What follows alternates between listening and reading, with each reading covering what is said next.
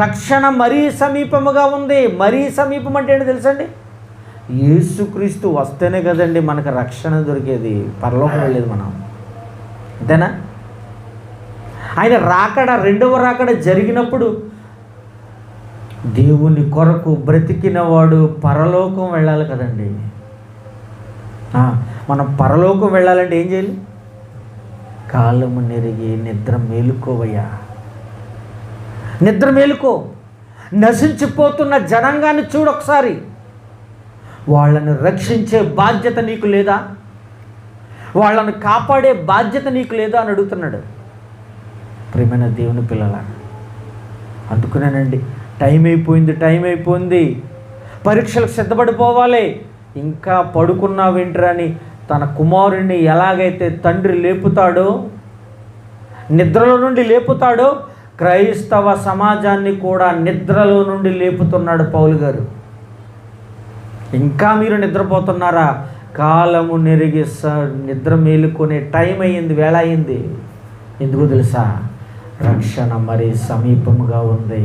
యేసు వస్తే ఏంటి సంగతి, నీ సంగతి చెప్పు అంటున్నాడు. అర్థమవుతుందా ప్రియమైన వాళ్ళారా? ఏమండి ఒక చక్కని సందర్భాన్ని చూసి నేను ముగిస్తానండి, చూపించి. లూకా సువార్త 19వ అధ్యాయం మొదటి వచనం నుండి మనం చదువుకుంటూ వెళ్తే, లూకా సువార్త 19వ అధ్యాయము మొదటి వచనం నుండి చదవండి ఒకసారి. యేసుక్రీస్తు వారు సంచరించుచు యెరికో పట్టణములోనికి ప్రవేశించి దాని గుండా పోవుచుండెను. ఇదిగో ఏమండి, యెరికో పట్టణము గుండా పోవుచున్నప్పుడు సుంకపు గొత్తదారుడు అంటే అర్థం ఏంటి తెలుసా అండి? సుంకము అంటే ట్యాక్స్ అండి. తెలుగులో ఏమంటారు? సుంకం అంటారు. ఇంగ్లీష్లో ట్యాక్స్, పన్ను వసూలు. సుంకపు గొత్తదారుడు అంటే కాంట్రాక్టర్ అనమాట. గుత్తం అంటే ఏంటండి? చాలామంది పశ్చిమ బెంగాల్ నుంచి, బీహార్ నుంచి వస్తున్నారు ఇక్కడ. ఏం చేస్తాకి? ఉడుపులు ఉడుతకి ఎక్కడెక్కడ నుంచో వస్తున్నారు కాంట్రాక్ట్ తీసుకుంటాకి. మేము 10 మంది ఉంటాము, మా 10 మందికి ఎంత ఇస్తారో చెప్పండి, ఇన్ని ఎకరాలు మేము ఉడిచేస్తాం అంటారు. అంటే గుత్తం అంటారు. గుత్తం అంటే అది కదా, కాంట్రాక్టర్. అలా ఈ జక్కయ్య సుంకపు గుత్తదారుడు, ఈయన పేరేంటి?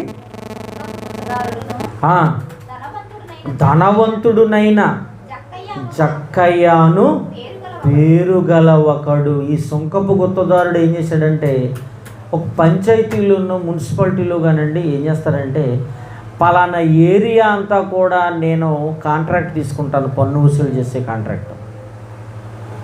ముందుగా ఏం చేయాలి? ఒక 50,000 గవర్నమెంట్కి ముందుగానే కట్టేస్తాడు. ఈ ప్రాంతమంతా నాది, ఈ ప్రాంతమంతా నాది కాబట్టి 50,000 రూపాయలు మీకు ఇచ్చేస్తాను గవర్నమెంట్కి. ఆ 50,000 పైబడి ఆదాయం ఏదన్నా వస్తుంది నాదే. దాన్ని ఏమంటారంటే కాంట్రాక్టు అంటారు. మీకు అర్థమవుతుందండి? చాలామంది సిమెంట్ కాంట్రాక్ట్ తీసుకుంటూ ఉంటారు, అంతేనా? అంటే ఏదైనా లాభం వచ్చినా నష్టం వచ్చినా అతనే భరిస్తాడు, అంతేనా? అలాగా సుంకపు గుత్తదారుడుగా ఈ జక్కయ్య తీసుకున్నాడండి. అధికారం పొంది పైగా ఇతను ఎవరు? ధనవంతుడు. ఏమండి ఈ జక్కయ్య గురించి అండి నా చిన్నప్పటి నుండి చర్చిలో ఎరగదీసినేస్తూ ఉంటాం మనం. పుట్టు జక్కయ్య విన్నారా? మేడి చెట్టు ఎక్కాడు, అవునా? ప్రియమైన దేవుని పిల్లారా, ఒక అద్భుతమైన పాఠం, ఒక ఆదర్శవంతమైన జీవితం జక్కయ్యది. ప్రియమైన వాళ్ళ తెలుసా మీకు? ఎలాగంటారా? చదవండి.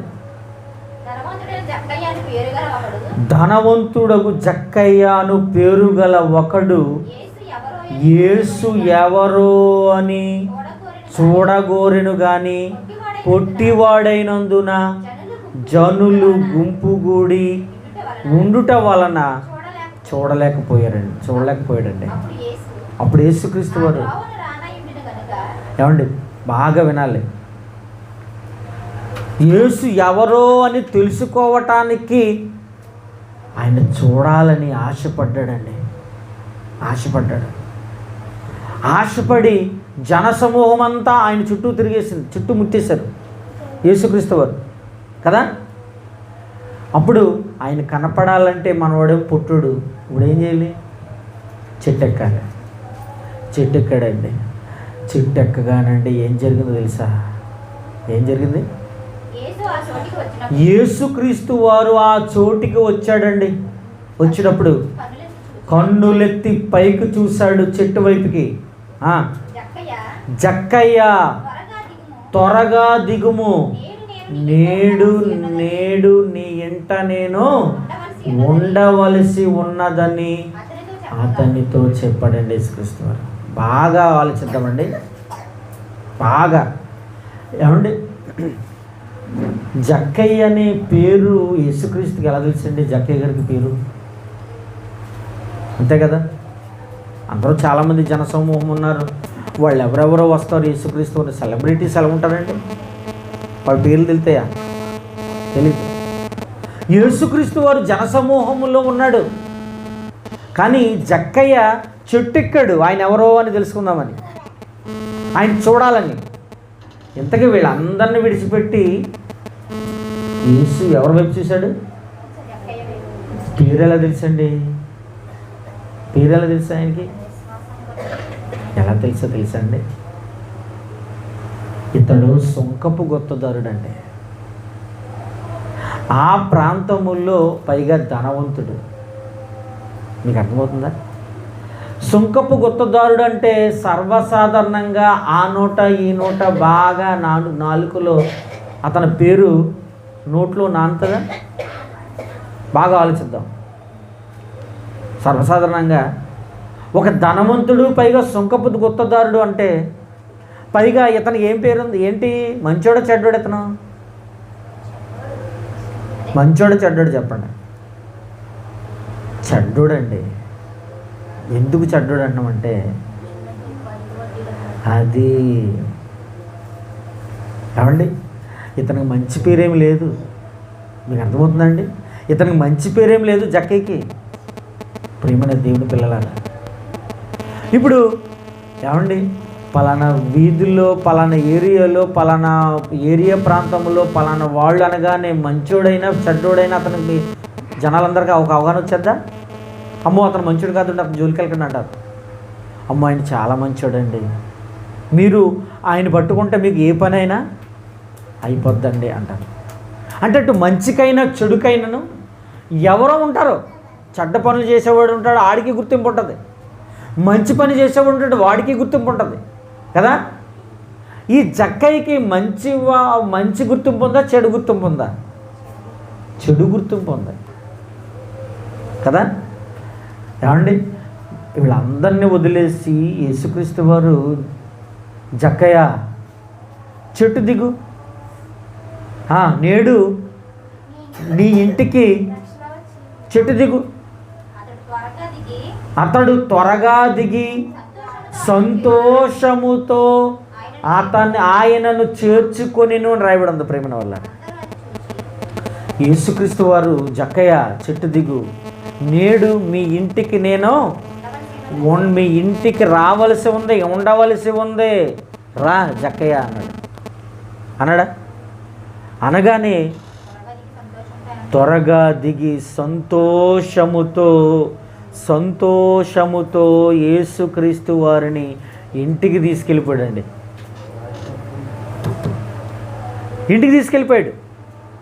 ఏమండి, ఇంటికి తీసుకెళ్ళిపోయిన యేసుక్రీస్తు వారిని అండి ఎలా తీసుకెళ్ళాడు? బాధగానా సంతోషంగానా? ఏమంటే సంతోషం ఎందుకు ఇస్తుందండి జక్కయ్యకి? బాగా ఆలోచించండి.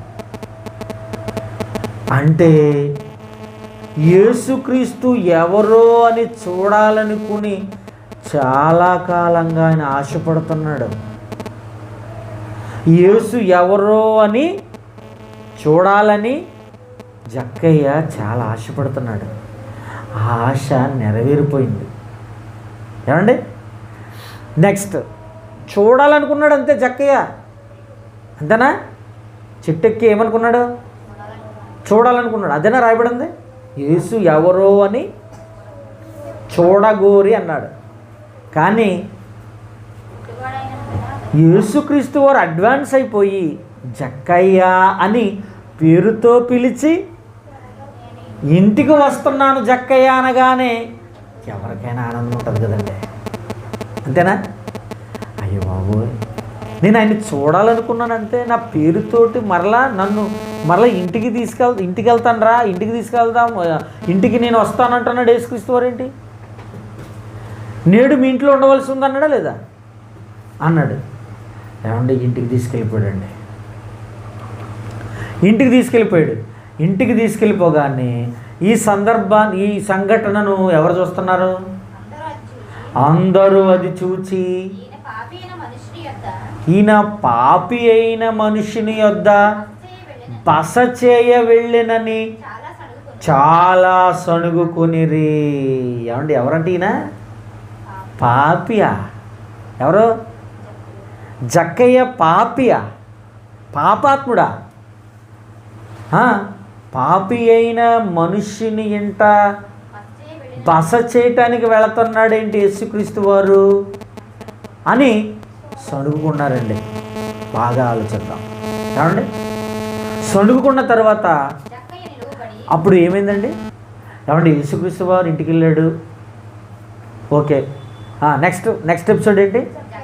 జక్కయ్య నిలువబడి, ఇదిగో ప్రభువా, నా ఆస్తిలో సగభాగం పేదలకు ఇచ్చుచున్నాను.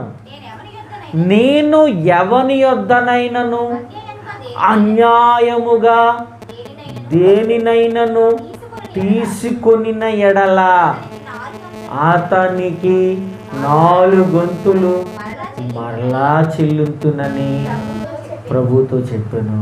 ఏమండి, యేసుక్రీస్తు వారు ఇంట్లోకి వెళ్ళాడు. వెంటనే నిలబడిపోయి ఆస్తులు సగభాగం పేదలకు ఇచ్చేస్తాను, అన్యాయంగా ఎవరికైనా తీసుకుంటే నేను వాళ్ళకి ఇచ్చేస్తాను 4 వంతులు అని వెంటనే అయిపోద్దా? మనసు వచ్చేద్దా జక్కీకి? అంటే ఇంటిలోకి వచ్చిన యేసుక్రీస్తు వారు వాక్యం చెప్పాడండి.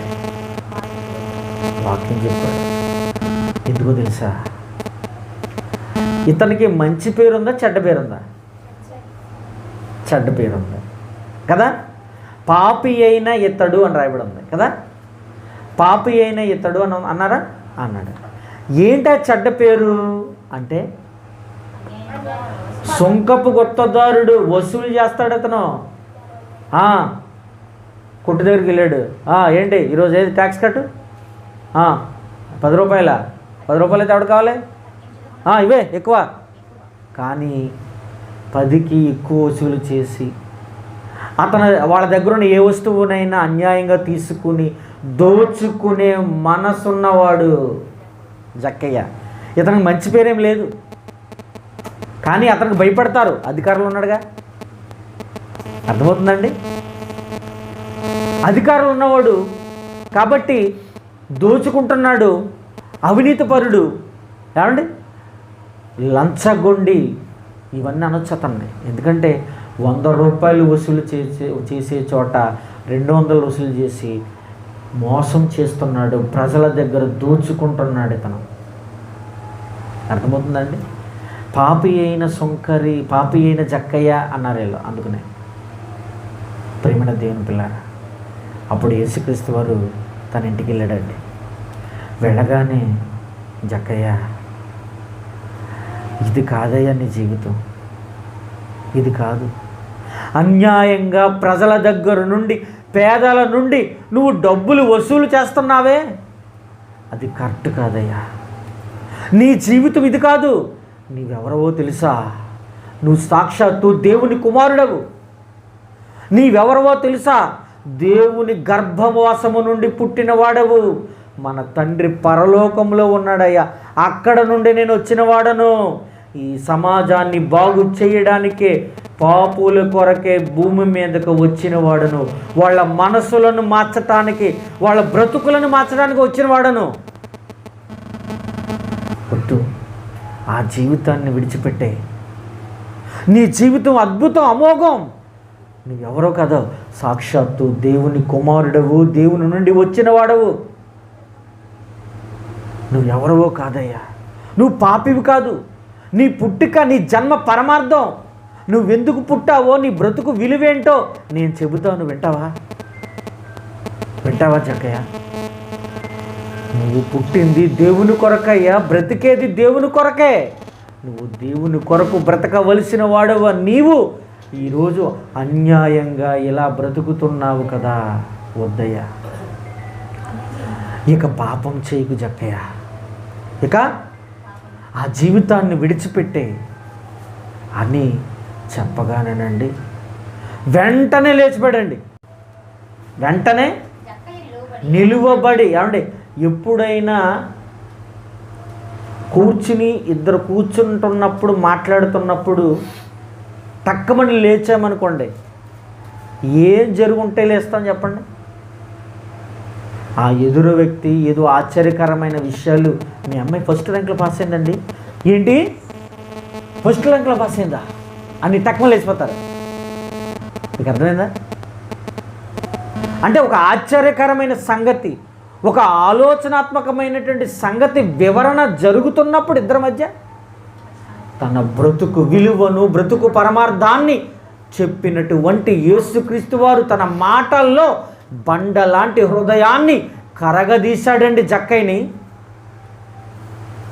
తన బ్రతుకును మార్చేశాడండి, తన బ్రతుకు విలువేటో తెలియజేశాడండి జక్కయ్యకి. వెంటనే జక్కయ్యకి వెంటనే లేచిపోయాడండి. లేచిపోయి ఏమన్నాడు తెలుసా? ఇదిగో ప్రభువా, నా ఆస్తిలో సగం ఏమండి కష్టపడి సంపాదించి, న్యాయమో అన్యాయమో ఏ విధంగానైనా సంపాదించాడండి. ధనవంతుడు అని రాయబడి ఉంది పైన, అనడా ధనవంతుడు అని రాయబడి ఉంది. 100 కోట్లు ఆస్తిపడు అనుకుందాం, ఎగ్జాంపుల్. జక్కయ్య గారికి ఎన్ని కోట్లు ఉన్నాయి అనుకుందాం, పోనీ ఎగ్జాంపుల్.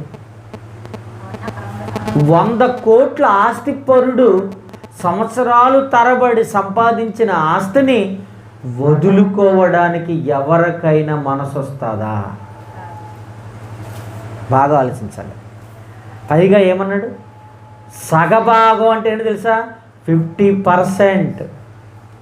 నా ఆస్తిలో సగభాగం పేదలకు ఇచ్చేస్తానంటే ఎంత? ఇప్పుడు 100 కోట్లలో 50 కోట్లు ఎవరికి ఇస్తాడు? పేదలకు ఇస్తాడా? ఇది పాపి అయిన జక్కయ్య, ఒక అవినీతిపరుడు, ఏమండి అన్యాయంగా తీసుకున్నవాడని పేరుంది మరి, అంతేనా? బయట ఏమనుకుంటున్నారు? పాపి అయిన జక్కయ్య ఇంటికి ఏంటి బస చేయడానికి వెళ్ళిపోతున్నాడు యేసుక్రీస్తు వారు అని ఉందా అని అనుకున్నారా? పాపే కదా. అవును. ఏమండి యేసు ఇంటిలోకి అడుగు పెట్టిన తరువాత తన బ్రతుకే మారిపోయిందండి. ఈయన నీతిమంతుడిగా మారిపోయాడు జక్కయ్య. వాళ్ళు బయట ఉన్న వాళ్ళు పాపులుగానే మిగిలిపోయారు ప్రేమల వల్ల. చూసారా?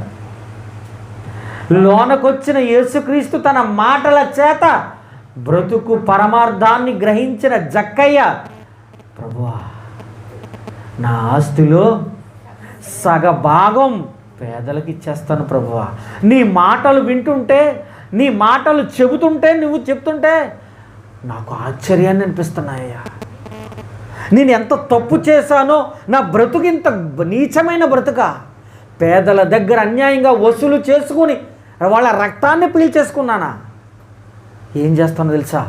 నా ఆస్తులు సగభాగం పేదలకు ఇచ్చేస్తాను. తర్వాత నెక్స్ట్, నేను ఎవని యొద్దనైనను అన్యాయముగా దేనినైనను తీసుకొనిన ఎడల అతనికి 4 వంతులు చెల్లిస్తానంటున్నాడు. ఏమండి అన్యాయంగా ఎవరి యొద్దనైనా తీసుకుంటే ఎంత చెల్లిస్తాడు? ఒక 100 రూపాయలు వసూలు చేయవలసింది 200 వసూలు చేశాడు అనుకోండి ట్యాక్స్. ఇప్పుడు అతనికి ఎంత ఇవ్వాలి? న్యాయంగా 100 తీసుకున్నాడండి. ఇప్పుడు ఎవరెవరి దగ్గర ఎంత వసూలు చేశాడో అనేది అతని దగ్గర లిస్ట్ ఉంటుందా ఉండదా? బాగా ఆలోచించాలి. సుంకపు గుత్తదాడంటే రికార్డు మెయింటైన్ చేస్తాడా? రికార్డు మెయింటైన్ చేస్తాడు కదా. ఇప్పుడు నేను ఎవరెవరి దగ్గర నేను అన్యాయంగా తీసుకున్నానో వాళ్ళకి ఎంత ఇస్తాడు? పలానా జీవన్ 100 రూపాయలు 100 రూపాయలు రాసుకున్నాడు. 100 రూపాయలు రాసుకుని ఎంత వసూలు చేశాడు అంటే గవర్నమెంట్ దృష్టిలో 100, కానీ ఎక్స్ట్రా వీడు ఏం చేశాడు? జక్కయ్య గారు ఏం చేశాడు? ఒక 100 రూపాయలు 50 రూపాయలు ఎక్స్ట్రా దోచుకున్నాడు. మీకు అర్థమైందా? ఇప్పుడు 4 వంతులు ఇవ్వాలి. ఇప్పుడు ఎంత ఇవ్వాలి అతనికి? అన్యాయంగా తీసుకుంటే ఎంత ఇవ్వాలి? 100కి 4 వంతులు అంటే 400 వేసి ఇవ్వాలి. ఇప్పుడు లిస్ట్ ఉంది అతని దగ్గర ఉంది. పలానా జీవన్ దగ్గర నేను ఆ రోజు తీసుకున్నాను, అతనికి 400 ఇచ్చేస్తాను. పలానా మైథిలి దగ్గర 50 రూపాయలు వసూలు చేశాను, నేను ఎంత ఇవ్వాలి? ఇప్పుడు 200 రూపాయలు ఇచ్చేస్తాను అని ఎవరెవరి దగ్గర ఎంత అన్యాయంగా తీసుకున్నా చేస్తానయ్యా అని తన మనసును మార్చుకున్నాడు. అంటే ఎంత బలమైన తన క్రీస్తు మాటలు తన జీవితంలో ప్రభావితమై ఉంటాయి చెప్పండి. ధనవంతుడుగా ఉన్న జక్కయ్య ఆస్తులో సగభాగాన్ని ఇచ్చేస్తాను అంటే యేసు మాటలు తన జీవితంపై ఎంత ప్రభావాన్ని చూపించాయో చూడండి. అర్థమవుతుందండి? అందుకనే యేసుక్రీస్తు వారు ఏం చెప్పాడు? యేసుక్రీస్తు వారి గురించి ఏం చెప్పాడు దేవుడు? పాపులను రక్షించుటకు క్రీస్తు యేసు లోకములోనికి వచ్చినని అని రాయబడిందా? ఏం బోరు కొడుతుంది ఏంటండి? ఆలోచించండి. ఇప్పుడు జక్కయ్య ఎవరు చెప్పండి? జక్కయ్య పాపి అని రాయబడి ఉంది అన్నాడా? ఇప్పుడు జక్కయ్య పాపి అని రాయబడి ఉంది. ఇప్పుడు ఈయన ఎక్కడికి ఎక్కాడు? చెట్టు ఎక్కాడు. ఎవరి కోసం ఎదురు చూశాడు? యేసు కోసం ఎదురు చూశాడు. జక్కయ్య మనస్సును గ్రహించిన యేసుక్రీస్తు, జక్కయ్య రా, మీ ఇంటికి వెళ్దాంరా, మీ ఇంటికి వెళ్దాంరా జక్కయ్య. వెళ్ళాడు. వెళ్ళి ఏం చేశాడు తెలుసా? అందుకు యేసు ఇతడును ఏంటి? ఆస్తిలో సగభాగం ఇచ్చేస్తాను, నేను ఎవరి యొద్దనైనా అన్యాయంగా తీసుకుంటే వాళ్ళకి 4 వంతులు చెల్లిస్తానని నాకు చెప్పగానే యేసుక్రీస్తు వారు ఏమంటున్నాడు చూడండి. అందుకు యేసు ఇతడును అబ్రహాము కుమారుడే, ఎందుకనగా నేడు ఈ ఇంటికి రక్షణ వచ్చి ఉన్నది. ఏమంటే ఇంటికి రక్షణ అనగానే 4 గోడలకా, సిమెంట్కి, టైల్స్కా రక్షణ అంటే? నేడు ఈ ఇంటికి రక్షణ వచ్చిందంటే అర్థం ఏంటండి? ఇంటికా, 4 గోడలకా, లైట్లకి, ఫ్యాన్లకా? ఏమా? ఆ ఇంటిలో నివాసం ఉంటున్న వాళ్ళకండి. అంతేనా? ఇప్పుడు జక్కయ్య ఏమో ధనవంతుడండి. ఇప్పుడు జక్కయ్య ఎవరు? ధనవంతుడు. ఏమన్నా అంత ధనవంతుడయ్యుండి ఒక్కడ బతుకుతాడు ఇంట్లో? భార్య, పిల్లలు ఉంటారా? ఉంటారు. ఇప్పుడు యేసుక్రీస్తు వారు ఇంట్లోకి వచ్చాడు. రాగానే కూర్చోబెట్టారు. భార్య, పిల్లలందరూ కూడా యేసు మాటలు విన్నారు. ప్రేమైన వాళ్ళగా యేసు మాటలు విన్నారు. అందుకనే చివరగా యేసేమన్నాడు తెలుసా? నేడు ఈ ఇంటికి రక్షణ వచ్చింది. ఇంటికి రక్షణ అంటే ఇంటిలో ఉన్న వాళ్ళకి సుమా. జక్కయ్యతో పాటు ఎవరైతే దేవుని యేసు మాటలు విన్నారో తన బ్రతుకును, వారి బ్రతుకులను మార్చేసుకున్నారు. ప్రేమైన వాళ్ళగా ఎంత అవకాశం కొట్టాడండి, ఛాన్స్. ఎంత మంచి ఛాన్స్ కొట్టాడండి జక్కయ్య. ఒక పాపిగా బ్రతుకుతున్న జక్కయ్య పాపులను రక్షించుటకే కాదా యేసు వచ్చింది. మరి జక్కయ్య ఇంటికి వెళ్ళాలి వద్దా? సాధారణంగా అండి భార్యను, పిల్లను వెంట పెట్టుకుని చర్చికి తీసుకెళ్తాడండి భర్త. ఆదివారం కరెక్ట్గా చర్చి గుమ్మంలో దింపేసి భార్యని, పిల్లలను గుమ్మంలో దింపేసి తుర్రుమని వెళ్ళిపోతాడండి భర్త. మళ్ళీ చర్చిలోనికి రాడు. వస్తాడా? చర్చిలోకి రాడు. మొత్తానికి ఒక రోజు పట్టుకుంటాడు పాస్టర్ గారు. ఒకరోజు పట్టుకుంటాడు. ఏమంటాడు? బ్రదర్ గారు, చర్చికి దగ్గరికి వస్తున్నారు, మీ భార్యను పిల్లలను దింపుతున్నారు, వెళ్ళిపోతున్నారు, మీరు కూడా లోనికి రావచ్చు కదండి అంటే ఏమంటాడు? పాస్టర్ గారితో ఏమంటాడు? అయ్యా, నేను లోకంలోనే ఉన్నానయ్యా, నాకు బలహీనతలు ఉన్నాయి, త్రాగుడు ఉంది, సిగరెట్లు తాగుతాను, మందు తాగుతాను, కైనీలేస్తాను, ఇంకా లోకంలో తిరుగుతానయ్యా, నాకు ఇంకా నేను మారలేదయ్యా, నేను లోనికి రావడానికంతా అర్హత నాకు లేదయ్యా అంటాడండి. బలి ఒప్పుకుంటాడండి నిజంగా. అప్పుడు యేసుక్రీస్తు వారు అంటే సేవకుడు అప్పుడు ఏం చెప్పాలి? సేవకుడు ఏం చెప్పాలి? యేసుక్రీస్తు వారు ఎందుకు వచ్చాడు? బ్రదర్, మీకు విషయం చెప్పనా, పాపులను రక్షించటకే కదయ్యా యేసు వచ్చింది. మీలాంటి వాళ్ళకే కదయ్యా యేసు కావాలి. నీ భార్య, మీ పిల్లలు రక్షణలోకి వచ్చేసారు, వాళ్ళు చాలా గొప్పవాళ్ళుగా మారిపోయారు, సేఫ్ జోన్లోకి వెళ్ళిపోయారు. మరి నువ్వు నీలాంటి వాడికే కదయ్యా యేసు కావాలి. పాపులను రక్షించుటకే కదయ్యా యేసు వచ్చింది. రా, లోనక రా, పర్వాలేదు. నువ్వు ఏ స్థితిలో ఉన్నా పర్వాలేదు, రా, దేవుడు నిన్ను కోరుకుంటున్నాడయ్యా అని అతను ఏం చేయాలి? ప్రోత్సహించాలి. ప్రేమైన వల్ల ప్రోత్సహించాలి. మన వాళ్ళు చాలామంది ఏమంటారు తెలుసా? తప్పు చేస్తున్నావు అనగానే, నువ్వు పాపం చేస్తున్నావు, త్రాగుడు, జోదం, వ్యభిచారం, సిగరెట్లు, కైనీలు, మందు, లోకంలో తిరుగుతున్నావు, నీకు రావడానికి అర్హత లేదు, గుమ్మం దిగు, ఇలా మాట్లాడతారండి చాలామంది. అవునా?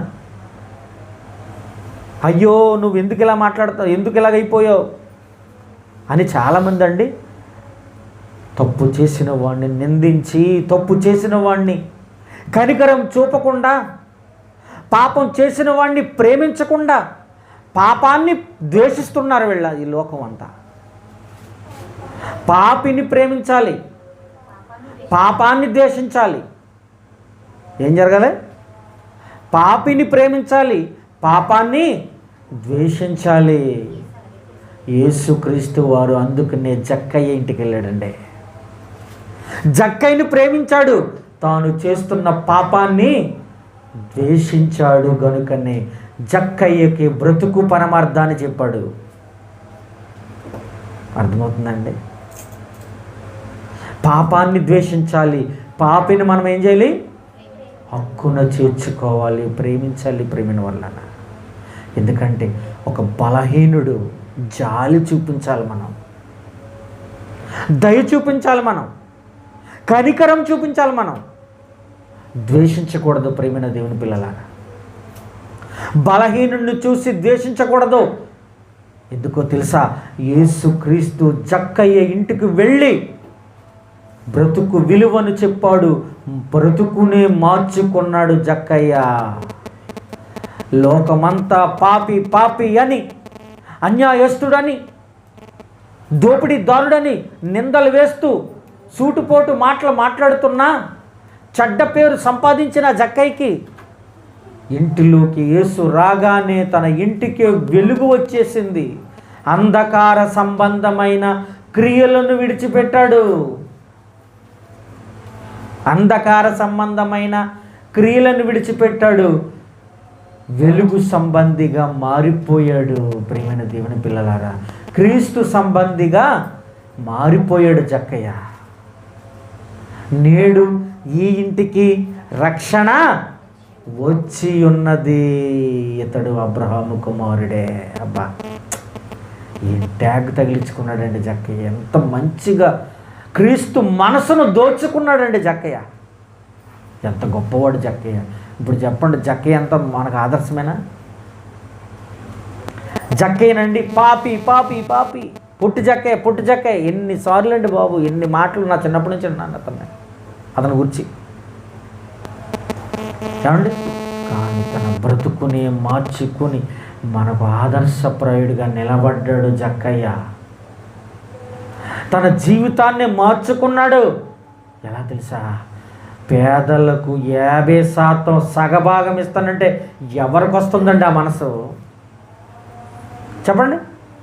కష్టపడి సంపాదించిన ఆస్తిలో సగభాగం పేదలకు ఇచ్చేస్తానంటే ఎవరికి వస్తుంది చెప్పండి ఆ మనసు?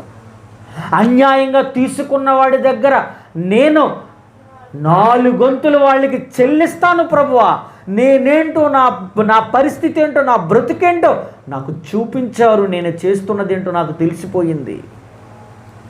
నేను దేవుని కొరకు పుట్టినవాడను, దేవుని కొరకే బ్రతికిన వాడనుగా నా జీవితాన్ని మార్చావే ప్రభువా, నేను ఆ పాత జీవితంలోకి వెళ్ళను. కాలము నెరిగి నిద్ర మేలుకొను వేళాయనని తెలుసుకొని రక్షణ మరి సమీపముగా ఉన్నది కనుకనే మనం ఏం చేయాలి తెలుసా? అంధకార సంబంధమైన క్రియలను విడిచిపెట్టాలి, తేజ సంబంధమైన క్రియలు చేయాలి, యుద్ధోపకరణములను ధరించుకోవాలి. ప్రియమైన దేవుని పిల్లలారా, ఆలోచించండి. చివరిగా మాట చూడండి ఒకసారి. హెబ్రీ పత్రిక 2వ అధ్యాయం, హెబ్రీ పత్రిక 2వ అధ్యాయం మొదటి నుంచి చదవండి ఒకసారి. కావున మనము వినిన సంగతులను విడిచిపెట్టి కొట్టుకొని పోకుండా వాటి యందు మరి విశేష జాగ్రత్త కలిగి ఉండాలి. ఎందుకంటే దేవదూతల ద్వారా పలుకుబడిన వాక్యము స్థిరపరచబడినందున ప్రతి అతిక్రమము అవిధేయతయు న్యాయమైన ప్రతిఫలము పొంది ఉండగా ఇంత గొప్ప రక్షణను మనము నిర్లక్ష్యము చేసిన ఎడల ఎలాగూ తప్పించుకుందుము. ఎంత గొప్పదండి! ఎంత గొప్ప రక్షణ అన్నాడంతే. ఎంత గొప్ప తెలుసా? మనలను పరలోకానికి తీసుకెళ్ళిపోయాడు. అంత గొప్పది ఈ రక్షణ. మనలను పరలోకానికి తీసుకెళ్ళిపోయాడు. అంత గొప్పది ఈ రక్షణ. అందుకనే రక్షణ మరీ సమీపముగా ఉంది. ఈ రక్షణ యేసు వచ్చాడు అంటే పరలోకానికి వెళ్ళిపోతాం, దేవుని కొరకు బ్రతికిన వాడు. అలాంటి రక్షణను మనం ఏం చేస్తున్నాం? నిర్లక్ష్యం చేస్తున్నామా? చేస్తే తప్పించుకుంటామా? ఎలాగూ తప్పించుకుందామంటున్నాడంటే తప్పించుకోవడానికి, ఎస్కేప్ అవడానికి అవకాశం ఉందా? పారిపోవడానికి అవకాశం ఉందా? లేదు. ప్రియమైన వాళ్ళారా, ఎప్పటికైనా దేవుని కొరకు బ్రతకకపోయినా చావు పేరుతో ఆయన చేతిలో చిక్కేస్తాం మనం ఏదో రోజు. దేవుని చేతిలో పడుట బహు భయంకరం, అతి భయంకరం. ప్రియమైన దేవుని పిల్లలారా, అందుకని జక్కయ్య తన బ్రతుకును మార్చుకున్నాడు. యేసు ఎవరో అని చూడాలనుకున్నాడే తప్ప తన ఇంటికే వస్తాడనుకొని ఆశపడలేదండి. కానీ తన ఇంటికే వెళ్ళిపోయాడు యేసు. తనకున్నటువంటి మనస్సును గ్రహించాడు. అందరూ పాపి పాపి పాపి అనే అతనికి ముద్ర వేశారు. కానీ యేసు పాపులను రక్షించటానికే వచ్చాడు కనుకనే ఆ ఇంటికి వెళ్ళాడు. బ్రతుకు విలువ చెప్పాడు. తన బ్రతుకునే మార్చాడు. తనతో పాటు తన వారు కూడా మారారు. అందుకనే నేడు ఈ ఇంటికి రక్షణ వచ్చి ఉన్నది. ప్రియమైన దేవుని పిల్లలారా, చూసారా? మనమే కాదండి, మన ఇంట్లో మనవారు, మన బంధువులు అందరూ కూడా రక్షణలోకి వచ్చేయాలి. ప్రియమైన వాళ్ళారా, రక్షణలోకి వచ్చేయాలి. చూసారా? కాలము నెరుగు నిద్ర మేలుకో, సమయం ఆసన్నమైంది. క్రీస్తు ప్రకాశము నీ మీద పడుతుంది. ప్రియమైన దేవుని పిల్లలారా, క్రీస్తు ప్రకాశము నీ మీద ప్రకాశించుచున్నది.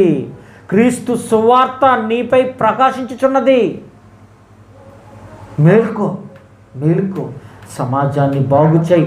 అనేకులకు దేవుని మాటలు అందించటానికి మీ వంతుగా, మన వంతుగా దేవునికి ఏం చేయాలో అది చేయాలి. ప్రియమైన దేవుని పిల్లలారా, అందుకనే కాలము వెరిగి నిద్ర మేలుకొండరా. యేసు ఎప్పుడు వస్తాడో తెలీదు. ఆయన రాకడ సమీపముగా ఉన్నదని సూచనలు బట్టి అర్థమైపోతుంది. సూచనలు బట్టి అర్థమైపోతుంది. కరువులు, భూకంపాలు, యుద్ధాలు, ఒకరి మీద ఒకరు కొట్టుకుంటాం, చంపుకుంటాం, నరుక్కుంటాం, మత కలహాలు, మనుషులపై మనుషులు, రాజ్యం మీద రాజ్యము దండెత్తిపోతున్నాయి, యుద్ధాలు జరుగుతున్నాయి. ప్రేమిన వాళ్ళరా, ఇవన్నీ యేసు రాకడకు సూచనలని బైబిల్లో రాయబడి ఉంది. అందుకే కాలము నెరిగి నిద్ర మేలుకొని వేళాయనని చదవండి మళ్ళీ ఒకసారి. రోమపత్రిక 13వ అధ్యాయం 11వ వచనం చివరిగా ముగించేస్తాను. రోమపత్రిక 13వ అధ్యాయం 11వ వచనం. కాలము నెరిగి నిద్ర మేలుకొని వేళాయనని తెలుసుకొని అలాగూ చేయండి. ఎలాగూ చేయమన్నాడు తెలుసా? మనము విశ్వాసులమైనప్పటికంటే ఇప్పుడు రక్షణ మనకు సమీపముగా ఉంది, మరీ సమీపముగా ఉంది. చాలా జాగ్రత్తగా ఉండాలి. మొట్టమొదటిసారిగా బాప్తిసం తీసుకున్నప్పుడు ఎలా ఉన్నాము, 30 సంవత్సరాల తర్వాత కూడా అలాగే ఉన్నామనుకోండి, ఇంకేంటి నీ రక్షణలోకి ఎందుకు ఎలా వచ్చినట్టు? కాబట్టి బాప్తిసం తీసుకుని 30 ఏళ్ళు అయిందండి, ఆ చివరి బెంచీలో కూర్చుంటారు చాలామంది. ఎదుగు బొదుగు ఉండదు. ఉంటుందా? ఉండదు. అంటే రక్షణలోకి రాగానే, బాప్తిసం తీసుకోగానే క్రీస్తులో పరిపూర్ణతలోకి వెళ్ళిపోవాలి. అంధకార సంబంధమైన క్రియలు విడిచిపెట్టాలి. లోక సంబంధమైన మాటలు పక్కన పెట్టేయాలి. లోక సంబంధమైన వాటిని విడిచిపెట్టేయాలి. తేజ సంబంధమైన యుద్ధోపకరణములను ధరించుకోవాలి. ప్రేమైన దేవుని పిల్లలారా, దేవుని కొరకు బ్రతకాలి. ఒక జక్కైలాగా, పొట్టి జక్కైలాగా బ్రతుకును మార్చుకోవాలి. పరిపూర్ణతలోకి వెళ్ళాలి. ప్రార్థన చేసుకుందాం. మహాగణుడు, పరిశుద్ధుడిని మా కన్న తండ్రి, నాయన పొట్టి జక్కయ్య అని పేరుగా పిలువబడి తన జీవితాన్ని తండ్రి దేవుని కొరకు అర్పించుకుని యేసు మాటలకు తలయొగ్గి నాయన బ్రతుకును మార్చుకున్నాడు. నాయన మేము కూడా తండ్రి ఆ విధంగానే మా బ్రతుకులు మార్చుకునేలాగా నా కృప చూపించండి. మీ మాటలు వింటుంటే తండ్రి అద్భుతం, అమోఘం తండ్రి. నాయన మా జీవితాలు అనేకులకు ఆదర్శం కావాలి నాయన. నీ మాటలు అనేకులకు చెప్పాలి అని ఆశపడుతున్నాం. ఈ సమాజాన్ని కదిలించటానికి, మార్చటానికి మా వంతుగా మేము ప్రయత్నం చేస్తున్నాం తండ్రి. మాకు తోడుగా ఉండి నడిపించండి నాయన. చేరువచ్చిన ప్రతి బిడ్డను దీవించి ఆశీర్వదించమని వేడుకుంటూ, జేబీఆర్సీ మార్కొండపాడు తరపున జరుగుతున్నటువంటి కార్యక్రమాలను నాయన దీవించి ఆశీర్వదించండి. ఏప్రిల్ నెలలో జరుగుతున్న మహాసభలు నాయన, మే నెలలో జరుగుతున్న మహాసభలను బట్టి అవి విజయవంతం చేయమని నాయన, ఎలాంటి అవరోధం లేకుండా నాయన మీకు మహిమార్థమై జరుగులాగున కృప చూపించండి తండ్రి. ఈ నెలలో జంగారెడ్డిగూడెంలో జరుగుతున్నటువంటి మహాసభను బట్టి జ్ఞాపకం చేసుకున్న ఆయన అనేక ప్రాంతాల్లో నీ మాటలను విస్తరింప చేయటానికి, సువార్తను వెదజల్లడానికి మేము సిద్ధపడుతున్నాము తండ్రి. మీ రెక్కల చోటున మమ్మల్ని భద్రపరచండి. మీ పని నిమిత్తం మా శరీరంలో ఆరోగ్యం ఇవ్వండి నాయన. కోఆర్డినేటర్గా వ్యవహరిస్తూ తనదైన బాధ్యతగా తండ్రి బాధ్యతను స్వీకరించి ఎంత కష్టమైన నష్టమైన తండ్రి మీపై ప్రేమను పెంచుకుని తండ్రి మీ ఎడల భక్తిని భయభక్తులు కలిగి నీతిగా బ్రతుకుతూ నాయన మీ కుమారుడు హరీష్ను వారి కుటుంబాన్ని జ్ఞాపం చేసుకోండి నాయన. ఆ బిడ్డ నాయన మంచి ఉద్యోగాన్ని దయచేయండి తండ్రి నాయన. అనుకూలతను సమకూర్చి నాయన నీ పనులు ఇంకనూ నాయన స్థిర విశ్వాసము కలిగిన వాడే అనేకులకు నీ వాక్యాన్ని బోధించుటలో చెప్పుటలో తమ వంతుగా నాయన కళాశాలకు సహాయపడుతూ నాయన ముందుకు వెళుతున్నాడు తండ్రి. తోడుగా ఉండి నడిపించమని వేడుకుంటూ తండ్రి, చేరువచ్చిన ప్రతి బిడ్డను దీవించి ఆశీర్వదించండి. ప్రతి కుటుంబంలోనూ శాంతిని, సమాధానాన్ని నాయన, నెమ్మదిని దయచేయమని వేడుకుంటున్నాం తండ్రి. నాయన తమ్ముడు లాజరు, తన సతీమణి నాయన మైథిలి, వారి పిల్లలను జ్ఞాపకం చేసుకోండి నాయన. జాన్ అదేవిధంగా వారి సతీమణిని, తన కుమార్తెను జ్ఞాపకం చేసుకోండి నాయన. నాయన యోహాను తన భార్య, పిల్లలను జ్ఞాపకం చేసుకోండి తండ్రి. అదేవిధంగా నాయన మరి తమ్ముడు వెంకట్ నాయన, ఒంటరిగా బ్రతుకుతూ నాయన మేమందరం ఉన్నామని నాయన ఒక ధైర్యంతో నాయన ముందుకు వెళుతున్నాడు తండ్రి. నిజం నాయన, మీలో ఫలించటానికి గత కాలమంతా కూడా మీలో భక్తిగా నీతిగా బ్రతికాడని విన్నాను తండ్రి. మరలా జీవితాన్ని ప్రసాదించండి తండ్రి ఆ బిడ్డకు నాయన. నాయన మా తల్లిదండ్రులను జ్ఞాపకం చేసుకోండి, మా కుటుంబాన్ని జ్ఞాపకం చేసుకోండి తండ్రి. రక్షణలోకి వచ్చేలాగిన వాళ్ళు మారు మనసు పొందులాగిన కృప చూపించమని వేడుకుంటూ తండ్రి. నాయన కుమారుడి జీవన్, తన తల్లిని జ్ఞాపకం చేసుకోండి, తన చెల్లిని జ్ఞాపకం చేసుకోండి తండ్రి. నాయన నాయన మరి వారి తాతయ్యను నాయన అమ్మమ్మను జ్ఞాపకం చేసుకుని వారి మావయ్య నాయన లోకేష్ నాయన, నీ కుమారుడు ఎన్నో కార్యక్రమాలు చేయాలని ఆశపడుతున్నాడు తండ్రి. ఆశను నాయన నెరవేర్చండి, తగిన ఫలాన్ని ఆ బిడ్డకు దయచేయండి. తన కుమారుని గురించి ప్రార్థిస్తున్నాం తండ్రి. అనారోగ్య స్థితిలో నాయన ఉన్నాడని తెలుసుకున్నాం తండ్రి. లేవనెత్తండి, బాగు చేయండి నాయన. సంతోషంగా తండ్రి ఒడిలో చక్కగా ఆడుకునే మహాభాగ్యాన్ని ఆ జంటకు నాయన లోకేష్కి దయచేయమని, తన భార్యను జ్ఞాపకం చేసుకోమని వేడుకుంటూ తండ్రి. ఇంకనూ నాయన పరిశుద్ధులు నీతిమంతులుగా నీ కొరకు ఎవరైతే బ్రతుకుచున్నారో వాళ్ళందరి కొరకు ప్రార్థిస్తున్నాం తండ్రి. రాజమండ్రిలో నాయన చెల్లి అనారోగ్య స్థితిలో ఉంది నాయన, బాగు చేయండి. మీ చిత్తమైతే లేవనెత్తండి తండ్రి. ఎన్నో కార్యక్రమాలు నాయన ఆ కుటుంబం ద్వారా జరిగించుటకు నాయన సిద్ధపడుతున్నారు తండ్రి. నాయన సహకరించండి నాయన, బాగు చేయండి. ఆ కుటుంబాన్ని జ్ఞాపకం చేసుకోమని వేడుకుంటూ తండ్రి. యేసు వారి పరిశుద్ధ నామమున ఈ ప్రార్థన కూర్చున్నాము తండ్రి. ఆమేన్. మన తండ్రి అయిన దేవుని ప్రేమయు, కుమారుడైన యేసుక్రీస్తు వారి కృపయు, పరిశుద్ధాత్మ దేవుని అన్యోన్య సహవాసం మనందరికీ తోడై నడిపించును గాక. ఆమేన్. మీ అందరికీ వందనాలండి.